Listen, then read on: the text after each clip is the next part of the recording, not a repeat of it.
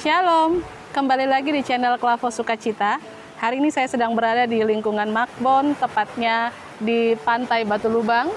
Dan dari tempat yang indah ini saya hendak menyampaikan firman Tuhan yang terambil dari kitab 2 Korintus pasal 9 ayat 10 sampai ayatnya yang ke-15. Namun sebelum kita membaca, mendengar, dan merenungkan firman, mari kita berdoa. Ya Tuhan Yesus Kristus, Juru Selamat hidup kami bersyukur atas penyertaan dan kasih-Mu yang begitu nyata, yang kami alami hari demi hari. Kekuatan, kesehatan, dan umur panjang masih terus Tuhan karuniakan bagi kami. Dan di saat ini kami hendak mendengarkan firman Tuhan. Tuntunlah kami dengan kuasa Roh Kudus, agar kami dapat mengerti, memahami, dan dari firman-Mu itu berbuah dalam seluruh kehidupan kami, lewat kata dan perbuatan hari demi hari. Demi Yesus Kristus, firman yang hidup, kami berdoa. Amin. 2 Korintus pasal 9 ayat 10 sampai ayatnya yang ke-15. Demikian firman Tuhan. Ia yang menyediakan benih bagi penabur dan roti untuk dimakan. Ia juga yang menyediakan benih bagi kamu dan melipat gandakannya dan menumbuhkan buah-buah kebenaran-Mu. Kamu akan diperkaya dalam segala macam kemurahan hati, yang membangkitkan syukur kepada Allah oleh karena kami. Sebab pelayanan kasih yang berisi pemberian ini bukan hanya mencukupkan keperluan-keperluan orang-orang kudus, tetapi juga melimpahkan ucapan syukur kepada Allah. Dan oleh sebab kamu telah tahan uji dalam pelayanan itu, mereka memuliakan Allah karena ketaatan kamu dalam pengakuan akan Injil Kristus dan karena kemurahan hatimu dalam membagikan segala sesuatu dengan mereka dan dengan semua orang. Sedangkan di dalam doa mereka, mereka juga merindukan kamu oleh karena kasih karunia Allah yang melimpah di atas kamu. Syukur kepada Allah karena karunia-Nya yang tak terkatakan itu. Demikian firman Tuhan. Dan dari firman Tuhan yang terbaca di dalam 2 Korintus pasal 9 ayat 10 sampai 15 diberikan tema adalah buah-buah kebenaran. Buah-buah kebenaran. Paulus mengalamatkan surat Korintus ini kepada jemaat di Korintus dan kepada orang percaya di seluruh Akaya. Paulus dan jemaat ini sering berhubungan karena persoalan-persoalan yang terjadi dalam jemaat. Korintus adalah sebuah kota kuno di Yunani, dan pada zaman Paulus, kota ini merupakan kota metropolitan yang terkemuka. Seperti halnya kota yang maju pada masa kini, Korintus dipenuhi oleh orang-orang pandai atau orang-orang terpelajar dengan tingkat kehidupan ekonomi yang maju, tetapi pada akhirnya dipenuhi dengan orang-orang yang bejat secara moral karena kenikmatan dunia. Paulus bersama rekan-rekan sepelayanannya yakni Priscilla dan Aquila bersama dengan rombongan pelayan lain yang mendirikan jemaat Korintus ini selama kurang lebih 18 bulan pelayanannya di sana. Jemaat di Korintus ini terdiri dari beberapa orang Yahudi dan kebanyakan adalah orang-orang bukan Yahudi yang dahulunya adalah menyembah berhala. Dengan keadaan ekonomi yang baik, Paulus memotivasi jemaat di Korintus untuk menopang jemaat-jemaat yang berkekurangan di Yerusalem. Saudara-saudara yang Tuhan Yesus Kristus kasihi, pada pasal 8 dan pasalnya yang ke-9, Paulus menasihati jemaat di Korintus untuk menandingi kemurahan hati orang Makedonia yang dengan sepenuh hati telah menyumbangkan persembahan yang telah dikumpulkannya untuk orang Kristen yang menderita di Yerusalem. Dapat kita baca di dalam 2 Korintus pasal 8 ayat 1 sampai ayatnya yang ketiga.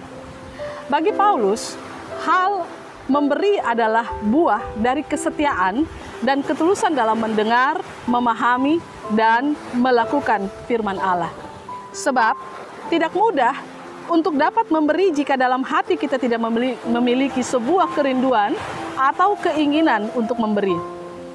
Tidak mudah untuk memberi jika kita tidak memiliki hati yang dipenuhi dengan sukacita.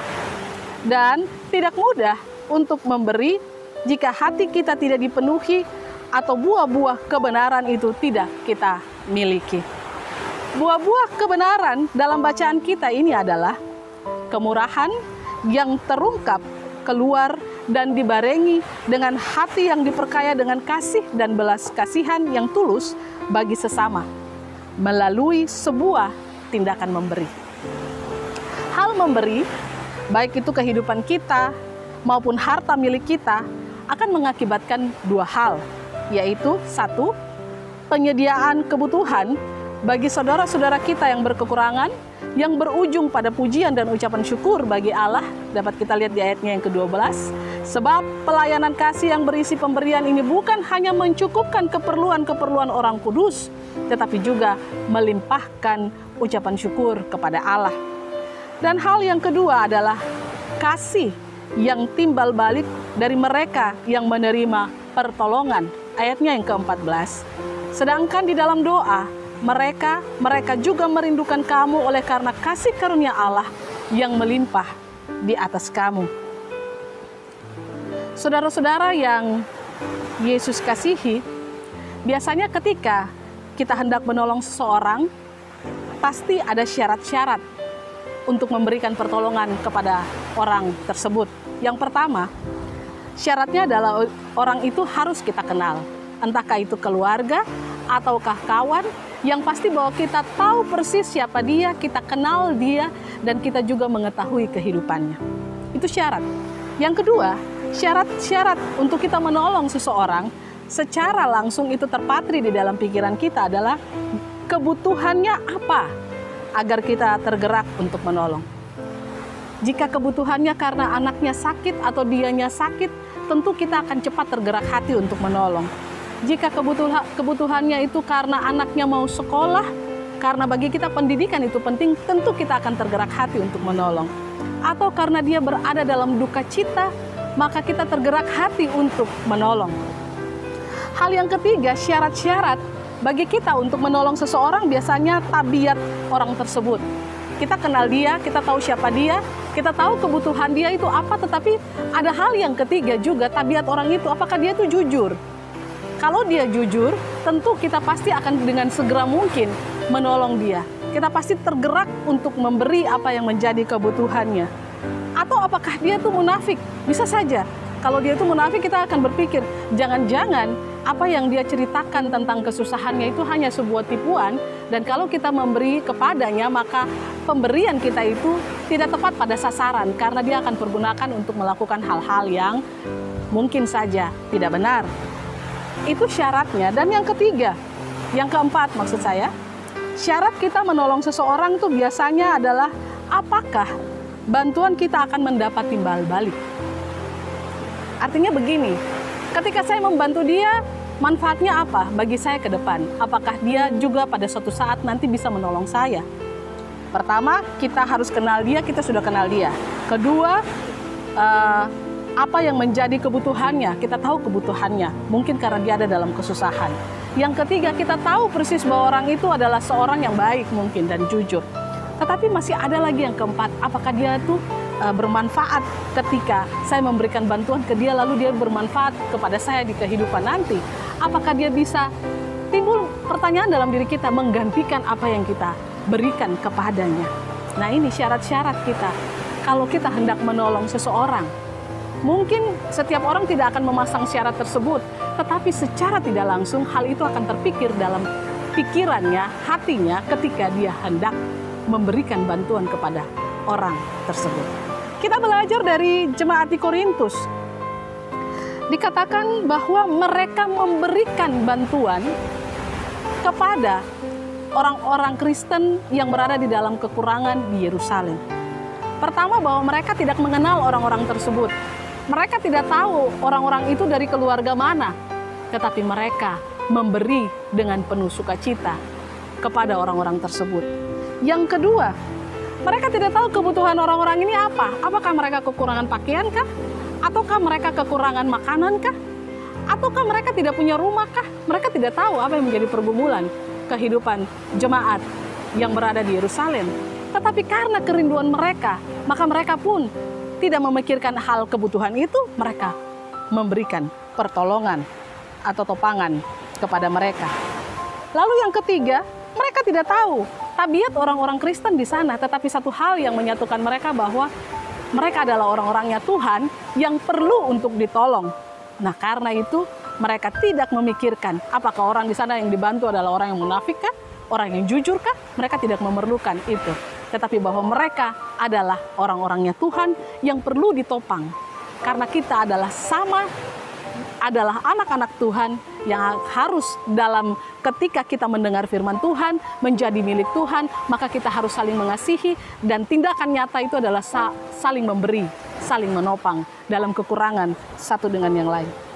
Dan ketika mereka memberikan bantuan kepada jemaat di Yerusalem, mereka tidak membutuhkan sebuah timbal balik. Artinya bahwa mereka tidak membutuhkan apakah jemaat ini pada suatu saat nanti akan membalas apa yang mereka berikan.